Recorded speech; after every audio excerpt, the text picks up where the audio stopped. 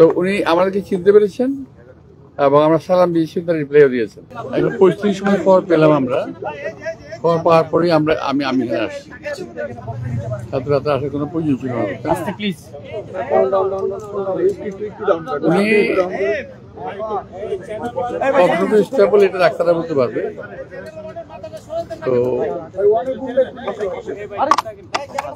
যে অত্যাচারটা ওনার উপরে হয়েছে বিগত সরকারের সময়, তার রেজাল্ট আমরা এখন পাচ্ছি। এখন দেখতে পাচ্ছি তাকে ওনার এই ভালো থাকে এই খারাপ থাকে, এই ভালো থাকে এই খারাপ থাকে।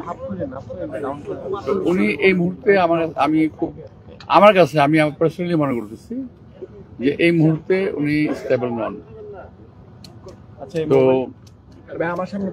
আরো একটু ইমপ্রুভ চিকিৎসা পেলে হয়তো ভালো হবেন, ভালো থাকতে পারেন। যেটা আমাদের দায়িত্ব, আমরা চেষ্টা করব যে ওনাকে সুস্থ করার জন্য যতটুকু ট্রিটমেন্ট করা দরকার করবো, তো করার চেষ্টা করবো। আমরা ট্রিটমেন্ট করবো ডাক্তার। আমার সঙ্গে কোনো ডাক্তার সঙ্গে দেখা হয় নাই যে ডাক্তারকে আমি জিজ্ঞেস করি কেমন আছে।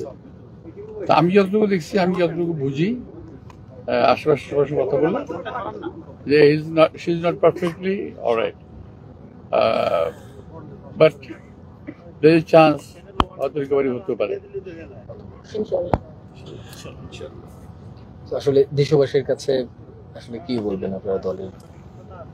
দেশবাসীর কাছে আমার আবেদন থাকবে, আজকে তো সারা দেশে শুক্রবারে দেওয়া হয়েছে। আমি মনে করি দেশবাসীর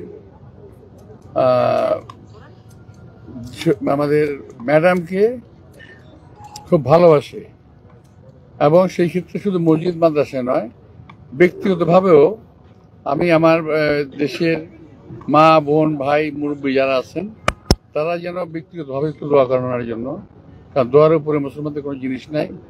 তো ওনারা দোয়া করলে হয়তো রিকভারি করে যাবেন। এমন একটা খারাপ সময় ম্যাডাম আসছিল, খুব খারাপ সময় ছিল, বাট উনি রিকভারি করছেন। এরপরে আমরা আশা করি রিকভারি করবেন। সামাজিক যোগাযোগ মাধ্যম সহ নানা জায়গায় নানা ধরনের তথ্য ঘুরে বেড়াচ্ছে। দায়িত্বশীল জায়গা থেকে আপনি যদি একটু আশ্বস্ত করেন বা তথ্যটা আমরা গেছি,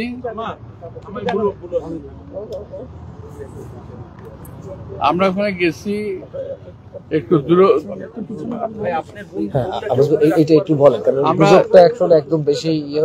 আমরা দূরত্ব বজায় রেখে ওনার সঙ্গে কথা বলার চেষ্টা করেছি, কিন্তু উনি বোধহয় সিরিয়াসলি অথবা অন্য কোনো অবস্থা আছেন। তো উনি আমাদেরকে চিনতে পেরেছেন এবং আমরা সালাম দিয়েছি, তার রিপ্লাইও দিয়েছেন।